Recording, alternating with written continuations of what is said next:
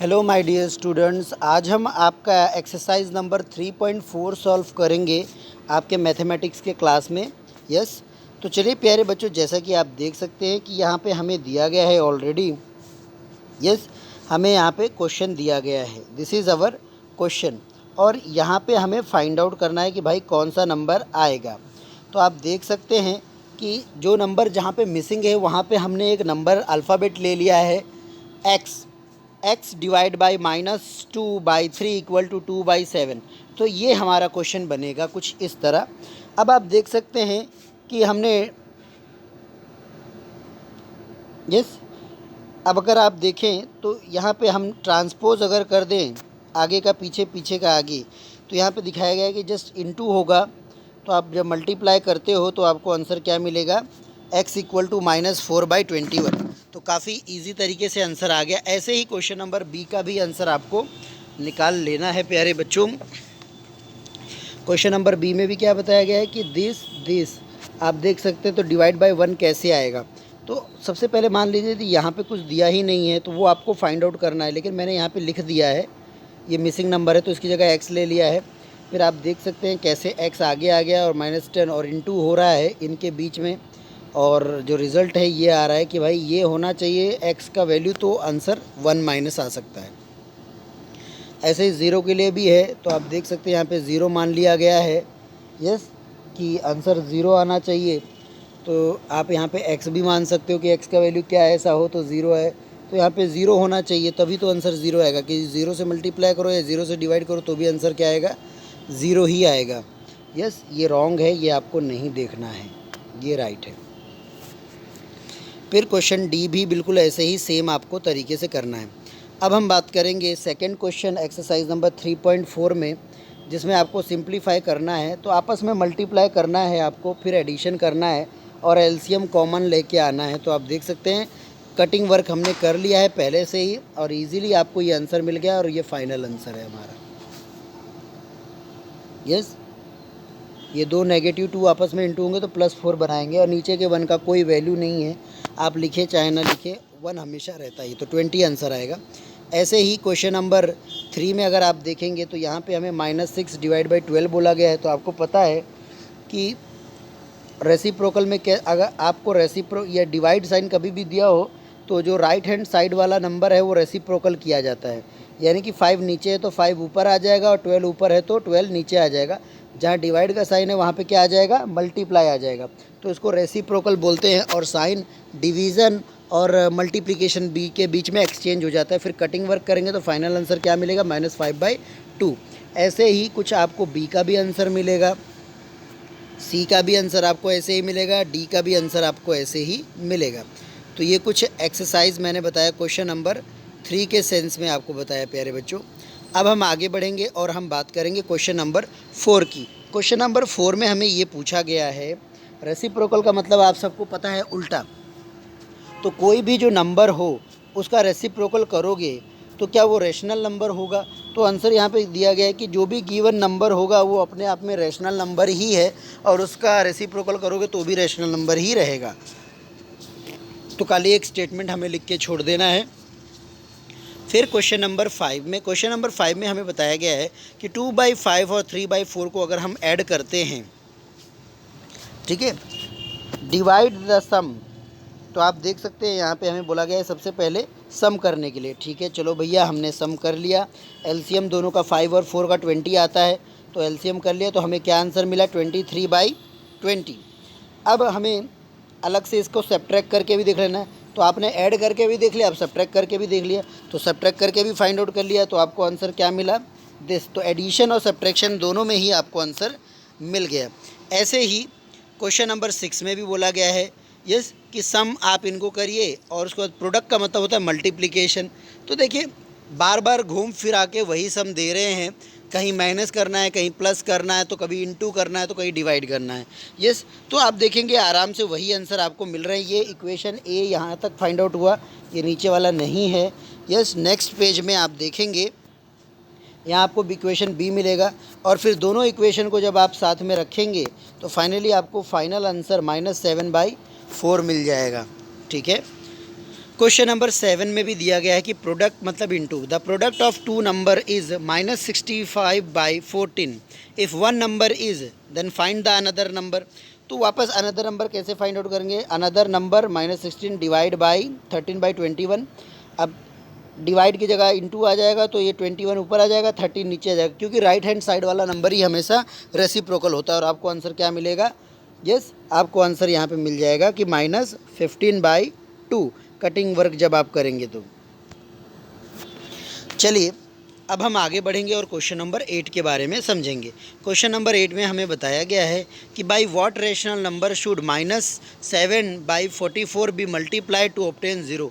इस दिए गए नंबर को ज़ीरो लाने के लिए कौन से नंबर से मल्टीप्लाई किया जाना चाहिए? तो आप देख सकते हैं हमने यहाँ पे लिख लिया है इक्वेशन में, x मल्टीप्लाई बाय इससे हो तो आंसर 0 आना चाहिए। तो हमें पता चला कि अगर वो डिवाइड 0 से हो या मल्टीप्लाई 0 से हो तो ही आंसर क्या आ सकता है? 0 आ सकता है। यानी कोई भी नंबर 0 से इंटू होगा तो 0 ही आएगा, डिवाइड भी करोगे 0 से तो 0 ही आएगा। चलिए फिर उसके बाद आगे हम 9 क्वेश्चन की ओर बढ़ते हैं, जिसमें हमें पूछा गया है कि मान लेते हैं कि एक जो बस है उसका देखिए एवरेज स्पीड की जब बात होती है तो एवरेज स्पीड का मतलब ये हो जाता है कि 1 घंटे में या 1 मिनट में या 10 मिनट में, जो भी आप मानना चाहते हो, उसमें कितनी उसकी स्पीड वो दे सकती है। तो आप देख सकते हैं यहाँ पे कुछ 50 आपको दिया गया, 52/5 किलोमीटर पर आवर है, यानी 50 किलोमीटर एंड हाफ पर किलोमीटर जैसा है। तो और उसके बाद बताया गया है कि कितने समय में वो इतना किलोमीटर, मतलब कितना किलोमीटर वो इतने आवर में कंप्लीट कर लेगी। तो आपने देखा कि उसकी एवरेज स्पीड तो दी गई है और हमें पूछा गया है कि 3.5 घंटे में वो कितना किलोमीटर कवर करेगी, तो वो फाइंड आउट करना है। तो फाइंड आउट कैसे करेंगे? यहाँ पे आपको दिया गया है कि मान लेते हैं जो बस का एवरेज है वो ऐसा है, आप देख सकते हो। इसको हमने क्या कर लिया है, इसको ये मिक्स फ्रैक्शन में है 52/5, तो हमने इसको इम्प्रॉपर में कन्वर्ट कर लिया है। फिर ऐसे ही जो डिस्टेंस था, यस, इसको भी हमने आवर्स को भी कवर कर लिया है। तो आप देखेंगे 3 आवर्स 30 मिनट्स बनता है, और फिर दोनों को आपस में क्या करवा देंगे? इनटू करवा देंगे। जब एक आवर में आप इतना कवर कर सकते हो तो दूसरे आवर में 3 आवर में कितना करोगे? तो जस्ट मल्टीप्लाई कर दिया और हमें आंसर मिल गया। और लास्ट में भूलना नहीं कि क्वेश्चन हमारा जो था वो मिक्स फ्रैक्शन में था, इसलिए हमें आंसर को भी मिक्स में लाना पड़ेगा। तो जो एक्चुअल आंसर होगा 8825 की जगह वो होगा 1762/5 होगा। तो ऐसे हमने क्वेश्चन नंबर 9 को भी सॉल्व कर लिया। फिर क्वेश्चन नंबर 10 में हमें बोला गया है कि by what number rational number should -65/7 be divide to get. तो किस नंबर से डिवाइड करेंगे तो आंसर मिलेगा? तो आपके पास फिर से वही फॉर्मूला, एक नंबर x मान लीजिए, डिवाइड करिए, फिर आपको पता है रेसिप्रोकल होना है। कौन से नंबर का रेसिप्रोकल होना है? जो घूम के दूसरा नंबर आएगा x, जैसे कि ये नंबर घूम के आएगा तो इसका रेसिप्रोकल होना है। और उसके बाद फिर आप देख सकते हो कि आपको जो आंसर है ये मिलेगा कुछ इस तरह, और इसको आपको मिक्स में कर देना है। तो 373/84 आपका आंसर है। काफ़ी इजी क्वेश्चन प्यारे बच्चों। ऐसे ही क्वेश्चन नंबर 11 है, जिसमें आपको बोला गया है कि कौन से ऐसे नंबर को इस नंबर को डिवाइड किया जाए कि हमें ये क्वेश्चन मिल सकता है। तो वापस सेम वही फॉर्मूला है, वही आंसर है, और बिल्कुल वैसे ही आंसर आपको मिल जाएगा। तो सम काफ़ी सेम आ रहे हैं, तो कोई डिफरेंस नहीं है, मुझे तो किसी भी सम में नहीं लग रहा है, सब एक जैसे ही हैं। यस, अच्छा, अभी आप देख सकते हैं क्वेश्चन नंबर 12 दिया गया है, जिसमें बताया गया है। तो देखिए जो 2 दर्जन, 1 दर्जन मतलब 12 पीस होते हैं।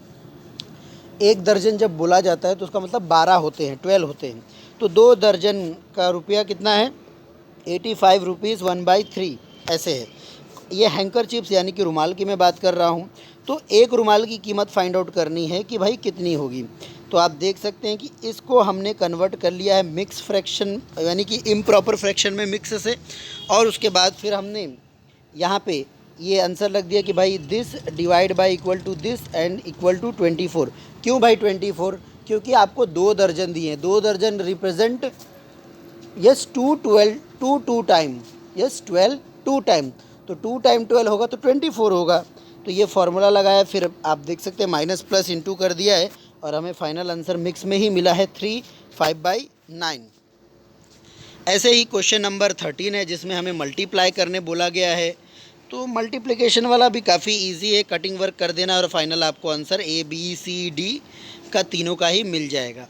तो मेरे हिसाब से तो ये एक्सरसाइज काफ़ी इजी थी प्यारे बच्चों। यस, ज़रा भी इसमें कुछ हार्ड नहीं था। यस, ऐसे ही लास्ट में आपको एमसीक्यू भी दिए गए हैं, वो एमसीक्यू भी आपको सॉल्व करने हैं, लिखने हैं। ठीक है, चलिए मैं भी आपके साथ वो एमसीक्यू सॉल्व करता हूँ। चलिए प्यारे बच्चों, आपको मैं एमसीक्यू सॉल्व करवा दूँ। यस, एमसीक्यू सॉल्व करवा दूँ। जैसे कि आप देख सकते हैं कि जो आपका पहला क्वेश्चन है रेसिप्रोकल पूछा गया है, तो उसका जो ऑप्शन है वो सी है, -1/26। यस, ये आपके रेसिप्रोकल है -26 का। फिर ऐसे ही क्वेश्चन नंबर 2 पूछा गया मल्टीप्लिकेटिव इन्वर्स यानी उल्टा क्या होगा, तो इसका जो आंसर है वो बी है, -7/2, उल्टा जस्ट ऑपोजिट। फिर उसके बाद 3 का आंसर जो है जिस वो उसका आंसर ए है, जब आप सॉल्व करेंगे तो मिलेगा। ऐसे ही बी 4 का जो आंसर है वो बी है। यस, उसके बाद अब हम आगे बढ़ेंगे। 5 का जो आंसर है वो ए आएगा, 6 का जो आंसर है वो भी ए आएगा, 7 का जो आंसर है वो बी आएगा। 7 का आंसर क्या आएगा, बी आएगा। यस, फिर उसके बाद 8 का लास्ट क्वेश्चन का आंसर जो है वो सी आएगा। ठीक है, तो प्यारे बच्चों इसी के साथ हमारा जो एक्सरसाइज है वो ख़त्म होता है। यस, ये मेंटल सॉल्यूशन है, ये आपके लिए होमवर्क है, ये आपको करना है सॉल्व। ठीक है, भूलना नहीं, लास्ट में जो इम्पोर्टेंट पॉइंट्स हैं इनको भी एक बार रीड करिए, तो ऑल ओवर आपको चैप्टर का आइडिया लग जाएगा। ठीक है प्यारे बच्चों।